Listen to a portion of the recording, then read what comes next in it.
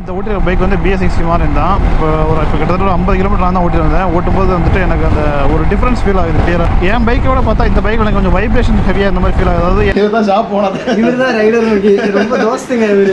பார்க்க கல்யாணம் ஆகாத மாதிரி இருப்பாரு. கல்யாணம் ஆகி 2 குழந்தை குட்டி. இதெல்லாம் தேவையா? Hi hello viewers, welcome back to our channel rider Mugi. சும்மா ஒரு டம்மி ரைடு தான் இது. என்னென்னா கன்னியாகுமரி டு திருநெல்வேலி. ஆக்சுவலாக இந்த ரைடு வந்து இப்போ போகிறதுக்கான பிளானே இல்லை, பட் போயே ஆகணும்னு சுச்சுவேஷன். எனக்குன்னா நம்ம ஃப்ரெண்ட்ஸை மீட் பண்ண போகிறோம். மெயினாக வந்து A1 பைக் ஜவல்ஸ் அங்கே தான் போகிறோம். அங்கே யாருன்னா அந்த ஷாப் ஓனர் அண்ட் அங்கே கொஞ்சம் ஃப்ரெண்ட்ஸ் இருக்காங்க, திருநெல்வேலி ஃப்ரெண்ட்ஸு. ஊருக்கு வந்து மீட் பண்ண வரேன்ட்டு வரவே போக முடியல. ஃபுல் அண்ட் ஃபுல் பிஸி ஷெடியூலில் போயிட்டு இருந்துச்சா, அதனால் போக முடியல. சரி இன்றைக்கி வந்து கண்டிப்பாக போயே ஆகணும் அப்படின்ற மாதிரி பிளானில் மார்னிங்கே பிளான் பண்ணிவிட்டு ஒரு ரெண்டு ஷார்ட் ரைடு போயிருந்தோம். பைக்கை பார்த்தோன்னே யோசிச்சிருப்பீங்க, என்ன பைக்கெலாம் ஃப்ரெண்டோட பைக் தான். அப்படி 2 மணி நேரம் ஒரு மட்டும் ஷார்ட் ரைடு 2 போயிட்டு மதியானமாக திருநெல்வேலி ரீச் பண்ணிடலாம். அங்கே இருந்துட்டு பாபநாசம் போகிறதா ஒரு பிளான்லாம் வச்சுருந்தேன். பட் எல்லாம் ஊற்றிக்கிச்சு. ஏன்னா ஒரு ட்ரெக்கிங் போகிற மாதிரி பிளேஸ் போகிறோம். செம்ம டயர்டாகிடுச்சு. செம்மனா ரொம்பவே அப்படியே என்ன சொல்கிறது, அடிச்சு போட்ட மாதிரி இருக்குது. அந்த மாதிரி டயர்டாகிடுச்சு. அப்போ அந்த பிளானை கேன்சல் பண்ணிடலான்னு யோசித்தேன். சரி வரேன்னு சொல்லி இன்னைக்கு கன்ஃபார்ம் வரேன்னு சொல்லியிருந்தேன் அவங்ககிட்ட. நிறைய கால் பண்ணிட்டாங்க என்ன காணல அப்படின்ட்டு.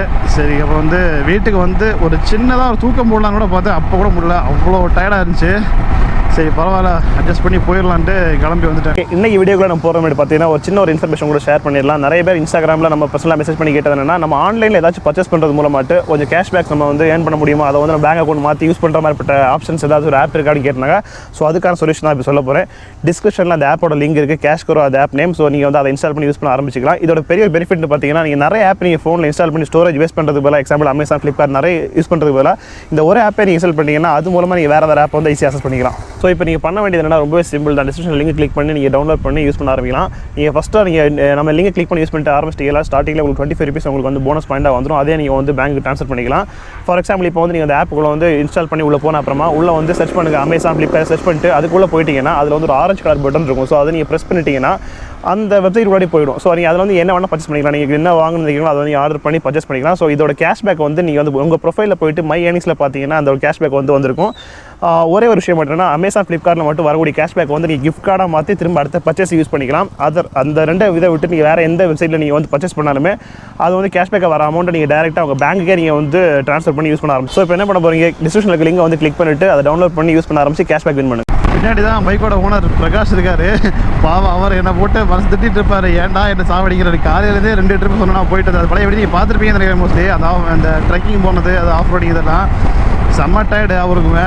சரி நானும் ஃபோர்ஸ் பண்ணல, கேட்டேன் போகலாமான்னு. சரி ஓகே அப்படின்ட்டு அவரும் கூட வந்தார். 2 பைக்கிலலாம் போவேண்ணா, ஒரு பைக்கில் போயிட்டு வந்துடலாம், எதுக்கு அவ்வளோ லாங் அப்படின்ட்டு அப்படி பெரிய நாட்டும் நானும் அப்படி மாற்றி ட்ரை பண்ணிட்டு போகலாம் அப்படின்னு வந்தோம்.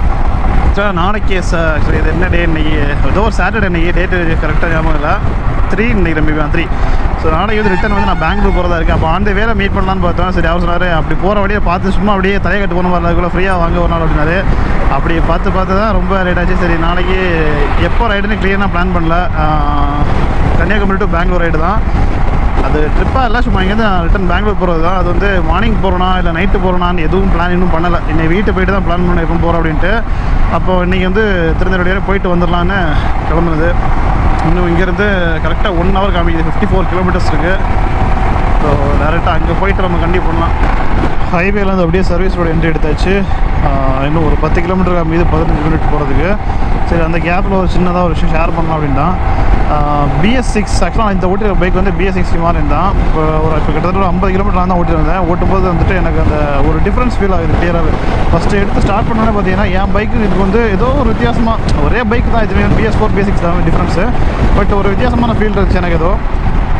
அப்புறம் இன்னொன்று எனக்கு இதில் ஏதோ ஒரு மேபி BS6 அப்படி தான் இருக்குமா தெரியல எனக்கு. என் பைக்கோட பார்த்தா இந்த பைக்கில் எனக்கு கொஞ்சம் வைப்ரேஷன் ஹெவியாக இந்த மாதிரி ஃபீல் ஆகுது. அதாவது என் பைக்கில் வந்து ஒரு 100 போனால் வந்து ஒரு வைப்ரேஷன் வருதுன்னா, இந்த பைக்கில் வந்து ஒரு 80லே அந்த வைப்ரேஷன் ஃபீல் ஆகுது. ஸோ எனது 120 ஒரு வைப்ரேஷன்னா அதை விட இதில் வந்து 100ல் அந்த வைப்ரேஷன் ஃபீல் ஆகுது. ஒரு வித்தின் 10-20 kilometers முன்னாடி அந்த ஒரு ஹெவி வைப்ரேஷன் ஃபீல் ஆகுது இந்த பைக்கில்.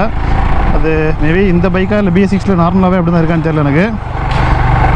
அப்புறமா பட் என் பைக்கோட இதில் எனக்கு பிடிச்ச விஷயம் என்னென்னா, பிரேக்கிங் வேறு லெவலாக இருக்குது. என் பைக்கிலலாம் இவ்வளோ தூரம் பிரேக்கிங் பிடிக்காது, அடித்தா அப்படி சூப்பராக பக்காவாக நிற்கிது பிரேக்கான. என் பைக்கில் வந்து கொஞ்சம் அப்படின்னு சொல்லலாம் பிடிக்கும், ஆனால் இந்த அளவுக்கு பர்ஃபெக்டாக இல்லை.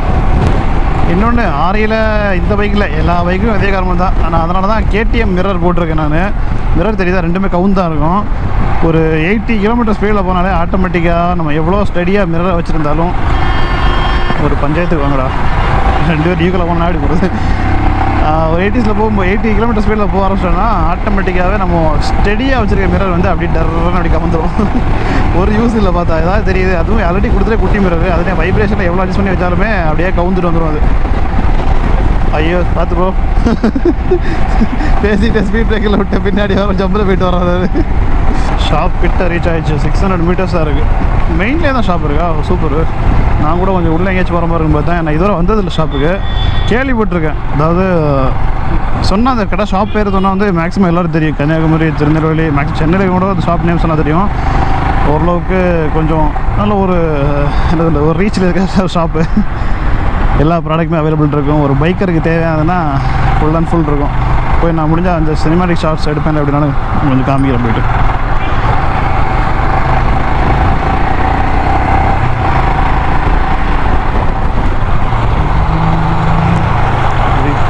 லொக்கேஷன் ரீச் இங்கே ஒன்றையும் காணும். நம்ம வீட்டு சாப்பாடு தான் இருக்குது. இருக்குது பார்க்கிங்.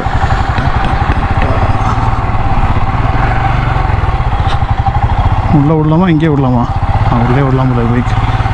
நம்மளாக்கு இது போட்டு தான் எனக்கு தெரிய மாட்டேதுவா.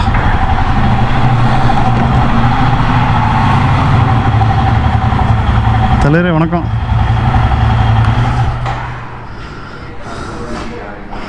ஆ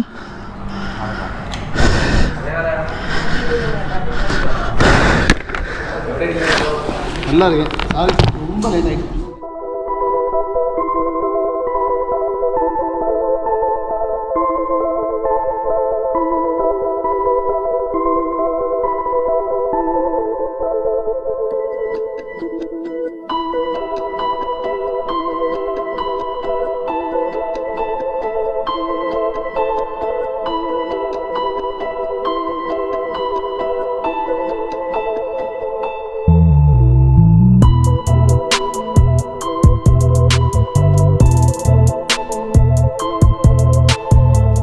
நம்ம இப்போ எங்கே இருக்கோம்னா A1 பைக் ஜவல்ஸ் சினிமாட்டிக் ஷார்ட்ஸ் பார்த்துருப்பீங்க நிறைய நான் காமிச்சிருப்பேன். மேபி நம்ம கூட வந்து ஒரு பெரிய ஒரு யூடியூபர் இருக்காரு.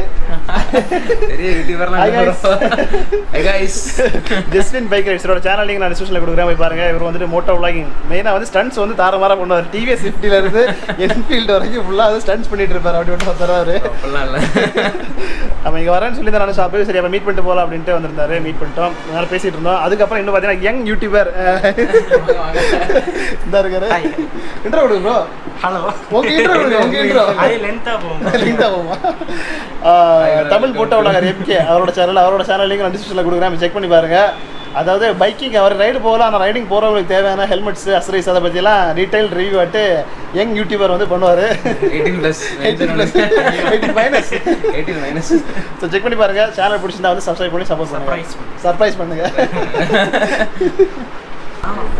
நீங்கள் தான் நம்ம ஸ்டோரி போட்டு ஆக்சுவலாக பெரிய ஸ்டோரியாக போடல. நான் வர்றதுக்கு ஒரு ½ hour முன்னாடி சொல்லி சொல்லுங்க. நான் சொல்லுங்கள் சும்மா ஒரு ஹாய் ஹலோ அவ்வளோதான். உங்கள் பேர்?